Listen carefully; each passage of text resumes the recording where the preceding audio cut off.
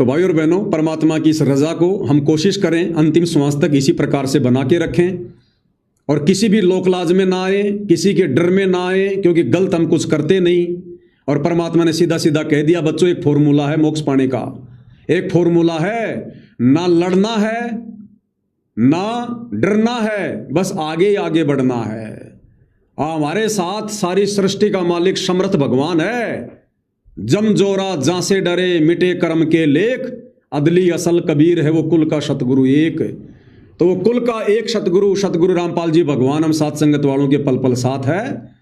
तो दृढ़ होकर निर्भय होकर संकल्प लो, रमेणी नहीं करनी तो नहीं करनी, व्यभिचार में नहीं पड़ना तो नहीं पड़ना, भाई बहन के रिश्तों में आना है तो आना है, बच्चों को संकल्प दिलवाना है तो दिलवाना है, हर प्रकार से मर्यादा में रहकर संघर्ष करना है तो करना है। भले चाहे घर छूटे, चाहे जग रूठे, चाहे रूठो ये संसारा हो, फिर कौन सुनेगा मेरी काल लोक में जब गुरु रूठ गया मारा हो। हमने गुरु को प्रसन्न करना है, संसार को हमने बहुत प्रसन्न कर लिया, 184 के अलावा कुछ नहीं मिला। अब हम भगवान को प्रसन्न करेंगे। करोड़ों शीश तूने दे दिए यमराजा की भेंट, एक शीश दे के देख ले सतगुरु अपने की भेंट। इस एक शीश में परमात्मा सतलोक में बैठा देगा। तो भाई और बहनों, बहुत बड़ी रजा, बहुत बड़ी दया पूज्य गुरुदेव भगवान की। ये रजा परमात्मा हम नीचों पर इसी प्रकार से बना के रखें, हम नीचों से कभी सौपन में भी कोई गलती ना हो, कोई मर्यादा ना टूटे। परमेश्वर पल पल हमें संभालें, हमारे साथ रहें और हम भी अपने गुरुदेव भगवान के चरणों में रो रो के प्रार्थना करें। जो भाई बहन विकार नहीं त्याग पा रहे हैं, अपने गुरुदेव के चरणों में बैठो, रो, चिंतन मनन करो।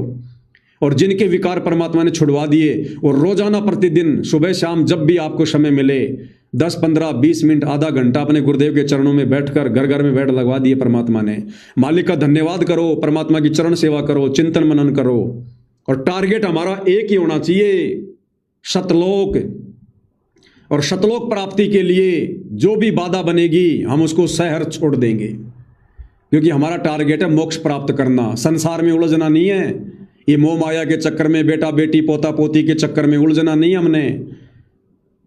हमारा कोई नहीं है यहाँ पर, इतनी बार बता दिया परमात्मा ने। असंख्य जन्म हो गए हमारे कोई बच्चे पैदा करते करते, इसी काम धंधे को करते करते, गधे कुत्ते सुअर बनते बनते।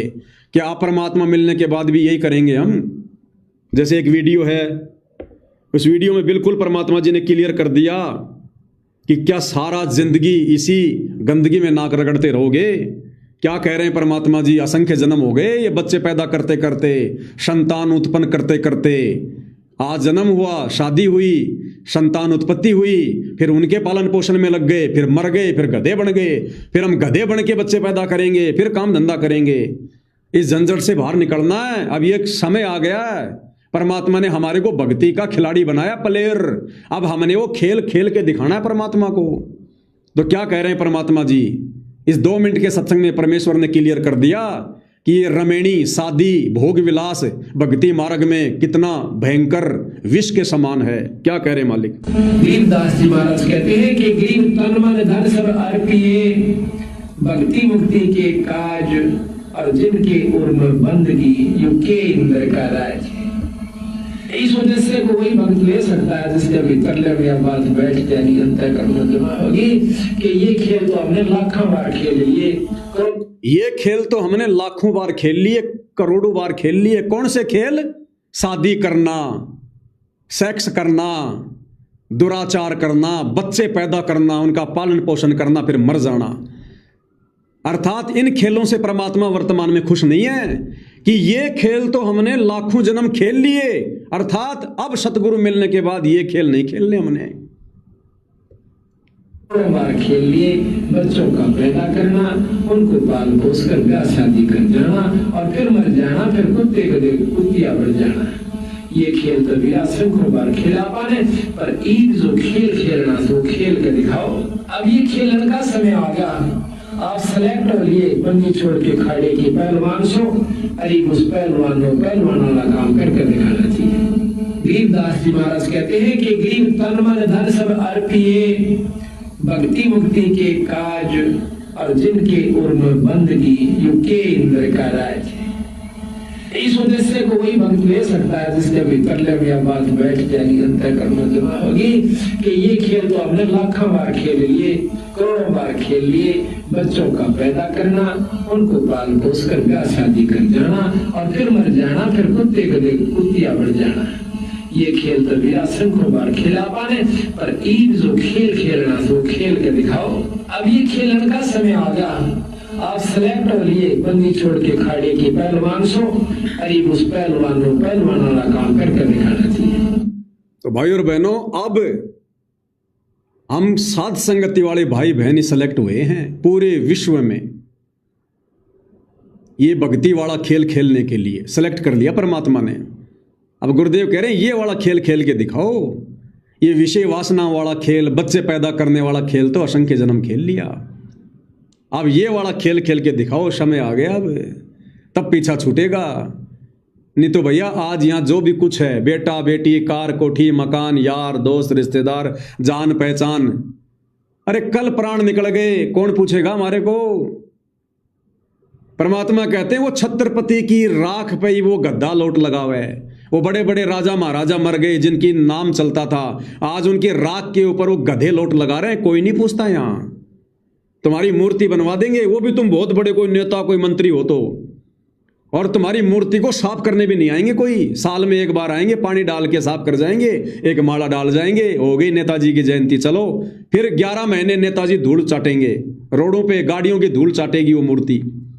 तो यहाँ की महिमा झूठी महिमा है, असली महिमा सतलोक में बनेगी।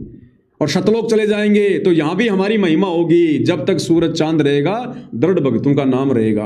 आप और हमारे उदाहरण देख देख कर दुनिया भक्ति करेगी।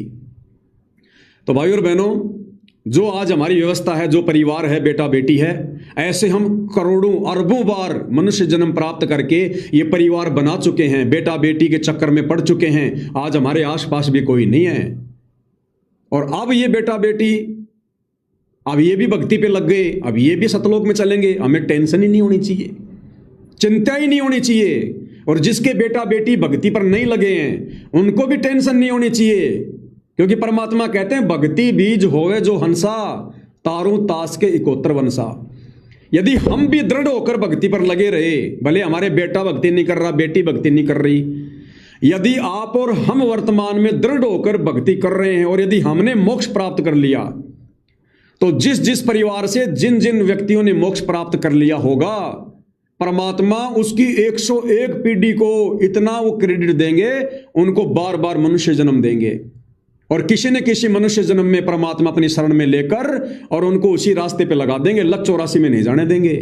और जैसे आज आप और हमारा नंबर आया है, उसी प्रोसीजर से आप और हमारे भी माता पिता किसी न किसी जन्म में वो दृढ़ थे, और हमने उस समय परमात्मा की बात नहीं मानी जब उनके बेटा बेटी थे, लेकिन हमारे माता पिता किसी जन्म में दृढ़ होकर अपना मोक्ष करवा गए। तो परमात्मा का वचन है, भक्ति बीज होवे जो हंसा, तारू तास के इकोत्र वंसा। उसी वचन के चलते आज परमात्मा ने उस जन्म में उनके बेटा बेटी आप और हमें आज देखो फिर से मोक्ष के मुहाने पर खड़ा कर दिया। तो ऐसे ही यदि हमारे बेटा बेटी नहीं भी मान रहे हैं, कोई भक्ति भी नहीं कर रहा है, तो माता पिता ने टेंशन नहीं करनी। अब वो तुम्हारे बेटा बेटी भले भक्ति नहीं कर रहे हैं, लेकिन यदि हम सतलोक चले गए उनका मोह त्याग के, तो उनको परमात्मा लक 84 में नहीं जाने देगा, उनको मनुष्य जन्म देगा। और जैसे आज हमारा नंबर आ गया, ऐसे कभी किसी जन्म में उनका भी नंबर आ जाएगा। और सतलोक जाने के बाद तो फिर भाई और बहनों ये सपना सा लगेगा। ये थोड़ी बहुत मोह ममता यही है इस मनुष्य जन्म में। जब यहां से हमारा शरीर छूटेगा और हम त्रिकुटी तक भी नहीं जा पाएंगे, उससे पहले ही पता चल जाएगा वो तो सपना था, कौन बेटा कौन बेटी, सब झूठा खेल था काल का। तो इतनी दृढ़ता भाई और बहनों हमें रखनी पड़ेगी, क्योंकि परमात्मा का वचन कभी फैल नहीं होता। साध वचन पलटे नहीं, पलट जाए ब्रह्मांड। तो यदि हम भी दृढ़ रहे और मोक्ष हमने यदि अपना करवा लिया, सतलोक चले गए, हमारे बेटा बेटी को भी परमात्मा मनुष्य जन्म देगा लगातार, और किसी न किसी जन्म में मिलेगा, और फिर उनको पार ही करके छोड़ेगा उनको। तो हमने पीछे किसी की चिंता नहीं करनी है। चिंता तो हरि नाम की और न चिंता दास, और जो कोई चिंता नाम बिना सोए काल की फांस। अगर आप व्यर्थ में अपने बेटा बेटी की भी चिंता करते हो तो वो काल की फांस है, आप भक्ति नहीं कर पाओगे।